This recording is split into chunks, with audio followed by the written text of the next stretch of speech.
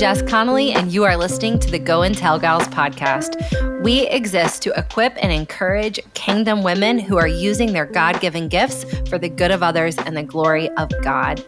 If you are a mom, a student, an artist, a doctor, we are hoping that this episode will leave you encouraged and ready to run. We're so glad you're here. Let's go. Unpopular opinions. Yay, so excited. Are you? I think. This is Jess and Caroline here. We're here to talk about unpopular opinions in our callings. But let's start off with some low grade ones. Yeah, just Okay. our normal. We did have to ask in the office, what are my unpopular This was opinions? like a brainstorming session. I'll tell you what's true about you and I too. Neither of us are all that contentious.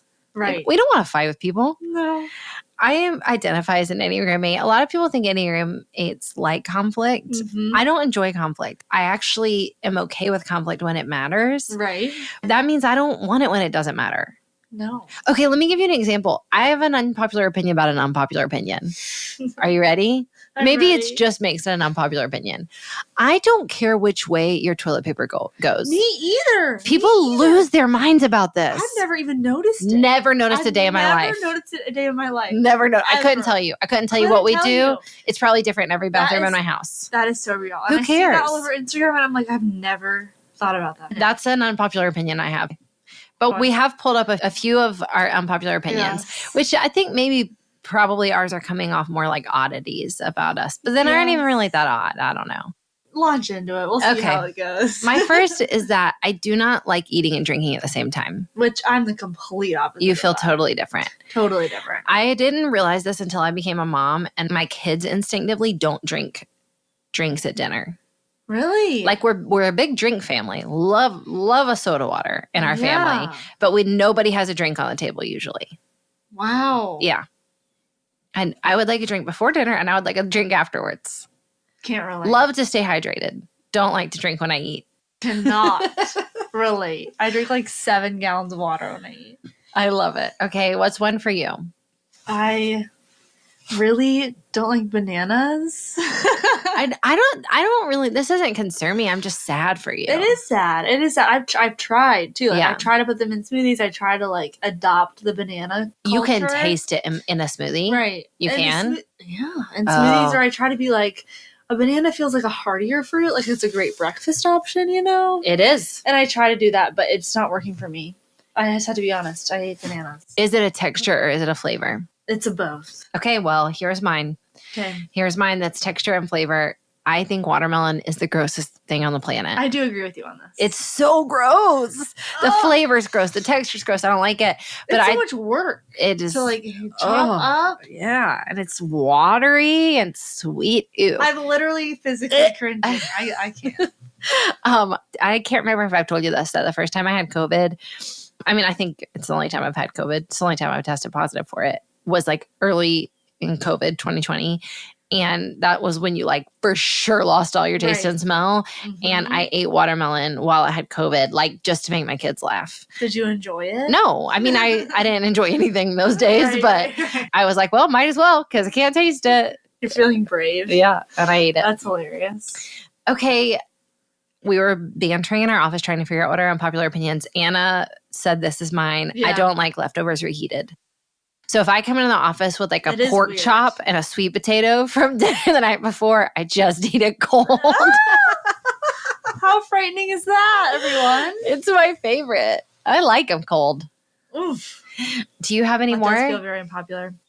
My most unpopular opinion is I really do not like Harry Potter. Yeah. I just can't get behind Harry Potter. I'm saying yeah, but I like Harry Potter. But I'm saying Right. yeah, I feel that for you. I just can't. And I think when I was a little kid and would watch it, I just couldn't handle, I don't know, I just didn't like the storyline. I didn't like the books. I didn't like the magic aspect of it.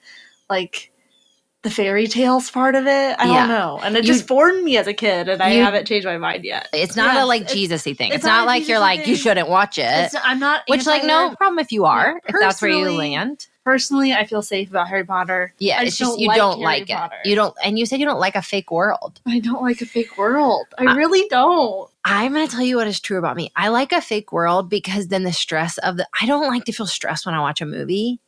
But I think that's why I was stressed when I watched Harry Potter. Okay, see, I can't watch like a kidnapping movie because I'm like, I'm already stressed. I don't need any more stress. But I think that's why I like worlds that feel very foreign to me, such as the West Wing, because I'm like, this stress is not my stress. That's good. You know? Really that's interesting. Or maybe why I like Grey's Anatomy, because I'm like, no, people are going to die. This really matters. You should be stressed. But you should be stressed, not me. Not me. My real unpopular opinion is this. I think a lot of times people share unpopular opinions not as a way. I don't think they do it because they think they're distinct. I think they do it because they're like, look, we all think this. I think sharing an unpopular opinion makes you a little bit more popular. So that being said, we're doing unpopular opinions about our calling, but we want you to know we have really shaken these down to make sure they're actually, number one, unpopular, and number two, things that we actually think. Yes. And we do. We think stand them. by these unpopular opinions. Yeah, we do. All right, we're going to cut to a quick coaching and then we'll come back to some unpopular opinions. All right, friends, we're back with a quick coaching session. So I wanted to let you in on a tool that we use in the Go and Tell Gals office, and that is that we start our Monday weekly meetings by asking the same question every single week. We ask the question, what is God teaching you? What is God teaching you? And to be honest, for our weekly meetings, that usually turns into about a 45-minute session where everybody on our team is just sharing their hearts and sharing what God's showing them and what God is teaching them. And we do it for one really important reason. That's not true. I would say we do it for two really important reasons. Number one, we do it because we love each other and we want to carry each other's burdens and know how we can be on each other's team. But the other reason why we do it is because what God is teaching us personally often becomes a huge part of how we serve other women corporately. So my quick coaching session for you today is that I want to encourage you with this. Identifying and processing and even capturing, maybe in written form, what God is currently teaching you is very valuable to you using your God-given gifts. It's not always going to translate 100% to God's teaching me this, so I need to teach other people. But often when you trace the big picture of what he's showing you or how he's shifting you, you will notice a subtle shift in the way you want to lead or show up for others. So whether you have a team or whether it's just you, I want to encourage you to make space to capture what God is teaching you. Amen? Let's go. Unpopular opinion number one. Now we're talking about our calling. So, here at Go and Tell Gals, we specifically end up coaching a lot of women who feel called to small business or ministry or communicating or writing. But these could really apply to anything. If you have a calling, and we're assuming you're listening to this because you want to use what you've got for the good of others and the glory of God, then we think this probably will apply. So our first unpopular opinion is this. We believe that larger platforms are not actually more fruitful.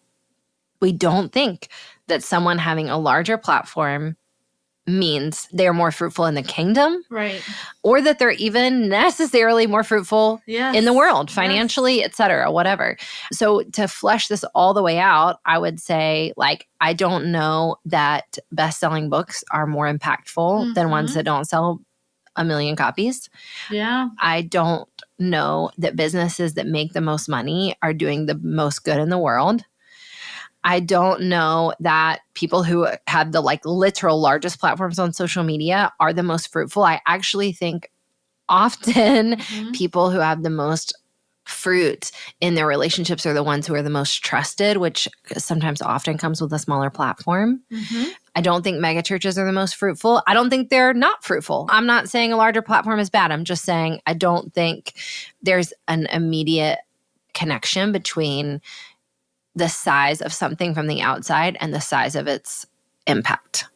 So good. Thoughts? I mean, even the platform concept, these like Instagram follower numbers is something we made up. We made it up. It's not like God didn't make that up. Yeah. So the Instagram followers, let us give you this back end example. So for example, when we're in a book launch, there's this like thing that authors do where they send out, they call it like influencer boxes. So you're going to send out your book with like a little gift and a card to a bunch of different authors or speakers or ministry leaders or people who have a large platform.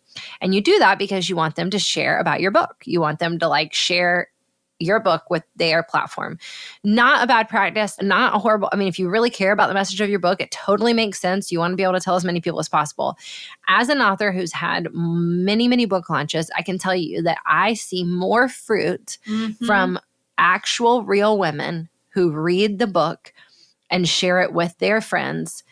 I see more even like tangible book sales than I do from someone telling their followers like, hey, you should all read this book, especially if they haven't read it.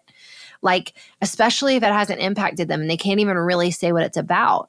So that's an example of just like, even from a marketing perspective, even from like a worldly perspective, I don't know that a larger platform always equals more worldly fruit. Right. Yeah. Yeah. Like that genuine testimony, that genuine opinion goes so much further than anything that we often equate with success even. Yeah.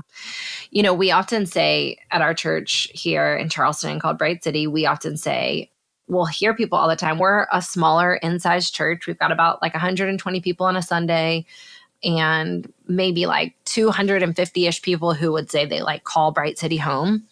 But we always hear from people like, I love Bright City because it's so small. I love the small church. And we say, hey, don't be here because it's small, because we don't worship small for the exact same reason that we don't worship big.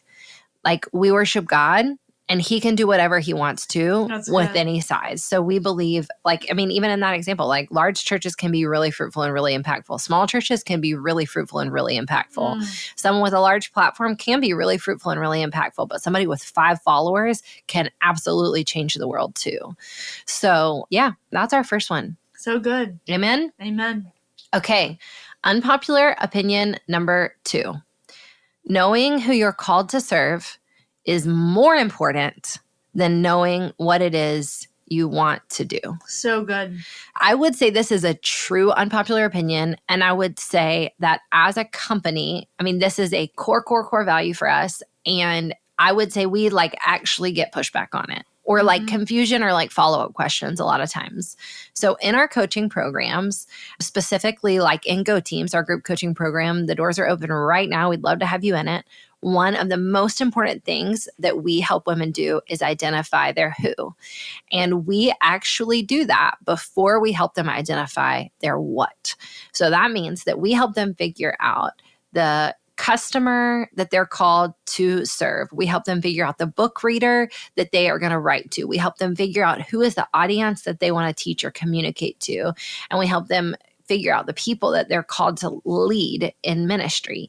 And the reason why is a lot of us are walking around with a pretty clear understanding of what it is we want to do, but we don't let our who speak into our what.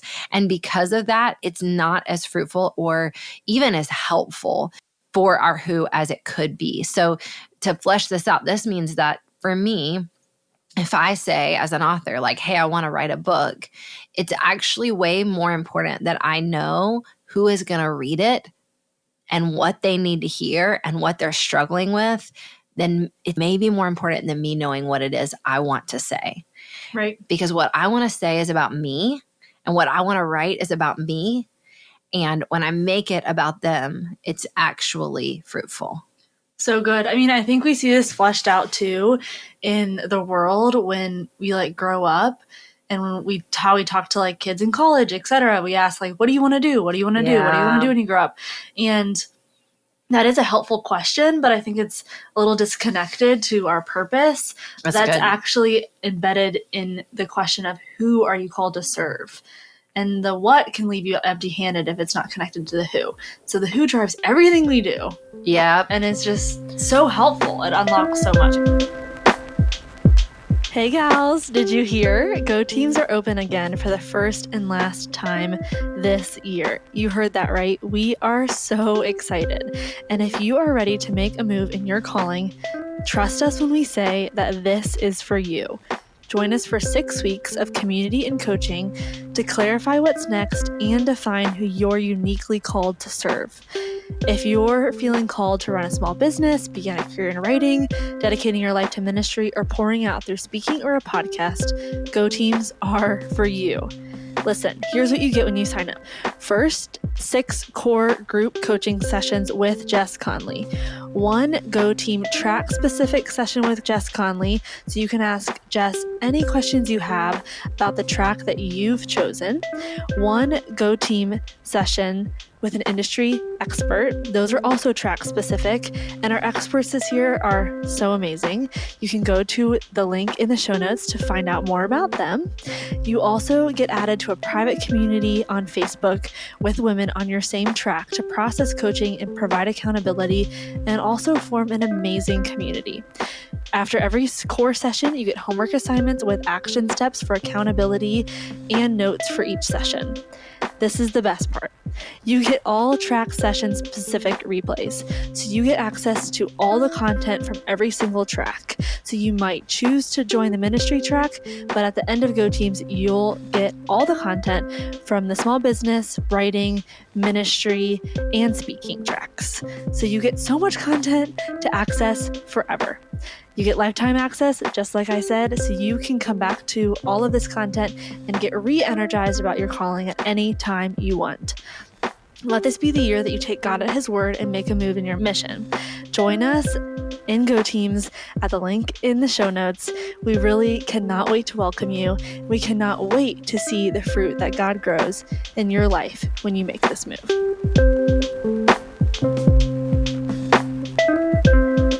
Anytime you're feeling stuck, you've got to know your who. And again, we get to coach so many women. It's a great honor, great joy in our life. But a lot of times, whether we're coaching an author or a small business leader or a ministry worker or a communicator, she will have absolutely no idea who her who is. She won't know who she's writing to. She won't know who she's talking to on social media. Mm-hmm. She won't understand the pains and the problems of her customer. And so we're like, oh, well, we have to go back to that, because knowing your who is actually really much more important than your what. Yep. Okay, let's keep going. Unpopular opinion number 3. You actually can't reinvent the wheel. Nope. The unpopular opinion isn't that you shouldn't try to reinvent the wheel. It's that you can't. And I want to tell you how this looks like fleshed out in your calling. A lot of times, again, whether it's a small business owner or an author or a woman in ministry or a communicator, when I will ask like, okay, tell me about what you're called to do. Tell me about what God's given you to do. One of the first things a lot of women will say is, I want to make this thing that no one's made before. I want to say the thing that no one said before. I want to do this ministry that no one has done before. Or on the flip side, fleshed out, this looks like women wrestling with a lot of fear that they're going to do something that someone else has already done, or that someone is going to do something that they've already done. And so we're here to tell you, unpopular opinion, you can't be the first person to do it, and you can't reinvent the wheel, because nothing is new under the sun. We learn this in Ecclesiastes. So the thing you feel called to say, someone has already said it. The beauty is that you haven't said it yet in your unique way. The product you want to make, somebody's probably already made it or is thinking about making it. Someone might have even made it better. And that doesn't mean that you're not supposed to make it, because you might be supposed to make it from your perspective for your particular who. So it's not that you shouldn't try to reinvent the wheel, and it's not that you don't want to waste your time on it. It's that you need to know at the beginning of stepping into your calling that you actually can't, and that's beautiful and humble. And it also means you get to learn from the people who've gone before you. It's so freeing too, because you don't have to come up with something new anymore. You get to just be obedient. And that's really beautiful and freeing for me. Amen. Amen. Amen.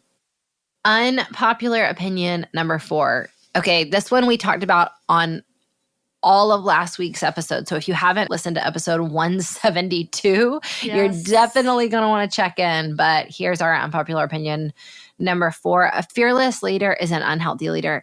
An alternate version of this, the first way I wrote it down is a fearless leader is probably a sociopath. Right. But I softened it a little bit. We don't play around with fearless leaders over here because number 1, it's not possible. So if you have someone who is acting like a fearless leader, that means they're faking it or they're acting in pride. But if someone really can't access any fear whatsoever about any part of their calling or any part of the people they're leading or any part of their ministry or any part of their business, I am actually very worried they might be a sociopath because that means they can't feel and they can't care. Right. And that would make them, therefore, very, very, very unhealthy. Yeah.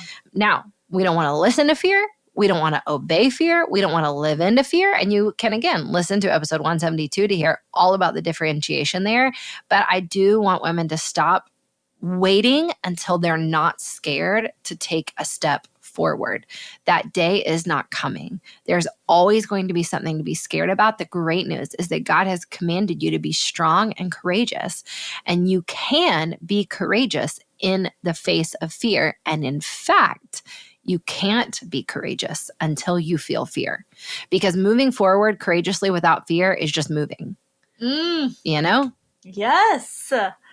So good. And I think something we talked about in the office is fear is actually a natural thing. Yeah. So it's not something that we need to completely get rid of. Of course, we don't live into it. Yeah. But it is something to acknowledge and understand that we cannot be fearless. That's not the point. That's not the goal.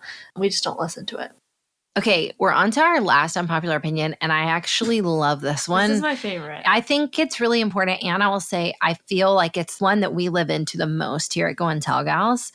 And here's what it is. If you are hitting every goal, you probably need bigger vision. We say this a lot. So we do something every week where we break down our individual roles and our tasks, and we actually give ourselves a score individually every single week. So I will look at my tasks for the week, my goals, my role that I need to get done for the week, break that down into what I need to do. And then I give myself a score on how well I did it. And so we'll often say inside our team, if you are consistently getting 100 every single week, or you're getting 96, 98, 100, we actually probably need to put more on your plate. Yeah. Because the point is not to like perfectly execute your entire life and keep it tidy. The point is to move forward and try and grow and do new things. And so in your life, in your ministry, in your calling, if you're hitting every single goal, it might be time to let that vision expand a little bit. In fact, on my personal score this week, I got a new personal low, and that kind of felt like a new personal high. On my weekly score for the week, I got a 54. But you know what? I'm holding huge, big things that are new for me and that are calling me to be courageous and to put my feet into the water and with some faith. And so that personal low was a little bit of a personal high, because it means like we're going for it. We're shooting for the stars, and we might just land on the moon. Amen. So good. I love this one too, because if you take it and say, okay, if I'm not hitting every goal, I need a bigger vision, you can detach shame from the fact that you're not hitting any goals. And you can recognize that I don't need to feel shameful about this. I'm actually like raising the ceiling.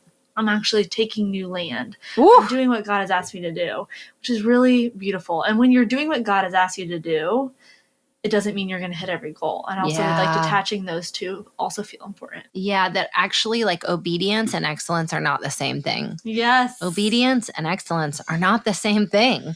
I could live a really excellent life if I was less obedient. A little tidier, it would be so much easier. 100%. Yes. Whew. And I'm not saying sometimes I don't want to do that. Me too. Sometimes I'm like, man. Yeah. It would be cool to just get my laundry done and like that be enough. Yeah. But instead, what's the proverb? It's one of my favorite verses. Where there are many oxen, the barn is going to be dirty. Where there are many oxen, the barn's going to be dirty. That's Proverbs 27 something, I think.